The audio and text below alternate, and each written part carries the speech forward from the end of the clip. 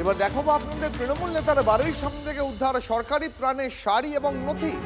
File পাচারের চেষ্টার অভিযোগে ঝাড়গ্রামের তৃণমূল নেতা পঞ্চানন দাসের বিরুদ্ধে গতকাল রাতে তৃণমূল নেতার বাড়ির সামনে একটি গাড়ি দেখতে পেয়ে স্থানীয়দের সন্দেহ হয়। গাড়িতে তল্লাশি চালিয়ে উদ্ধার হয় ত্রাণের শাড়ি, সরকারি বিভিন্ন নথি, একাধিক এটিএম কার্ড। এরপরে স্থানীয় লোকজন এবং বিজেপি নেতা কর্মীরা তৃণমূল নেতার বাড়ি ঘিরে বিক্ষোভ দেখান। সেই গাড়িতে তল্লাশি চালিয়ে উদ্ধার হয় বহু নথি, এটিএম কার্ড, সরকারি ত্রাণ সামগ্রী।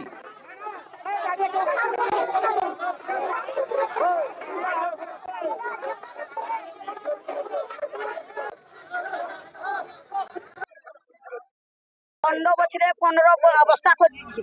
আমাদের মেয়ে ছেনা সব ভল্লু বেরোতে পারি, কিন্তু বাইরে আসি কম ছুটছে, কারণ গাই বাছুর সব বমে মরে যাচ্ছে। তারপরে ঘরে থাকতে পারিনি। 10 বছর আমি বাইরে ছিলাম।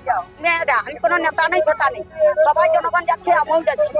যদি এবছর টিএমসি আসতাম, আমি সে বাড়িতে একটা থাকতে পারতাম। আমরা চাইছি, আমার চাইছি বিশ্বজিৎ পাল, হরিবেরা প্রচুর টাকা তুলতো এখান থেকে। এই পার্টি চালাতো, এই 2 নম্বরই পার্টি করে এই তৃণমূল কংগ্রেসটাকে একদম যাচ্ছাতা জায়গায় পৌঁছে দিয়ে একদম যাচ্ছাতা ইয়ে করে দিয়েছে। যে ফাইল এইসব বেরিয়েছে পঞ্চানন দাসের জামাইয়ের বাড়ি থেকে পুরা এক গাড়ি মাল বের করেছি, একদম টিরপল সোনা দানা সব একদম বিচার চাইছে, একদম এরেস্ট দরকার এদের। রাত 10টার দিকে একটা গাড়ি ওই পঞ্চানন দাসের বাড়ির সামনে দাঁড়ায়। ওই গাড়িতে কিছু মালপত্র লোড হয়। আমরা দেখে ওই গাড়িটা ধাওয়া করি। ওই গাড়িটা যখন পিছনে পিছনে ধাওয়া করি, তো উনি গাড়িটা আমরা ঘিরে বড়বাবুকে ফোন করা হয়, উনি আসেন।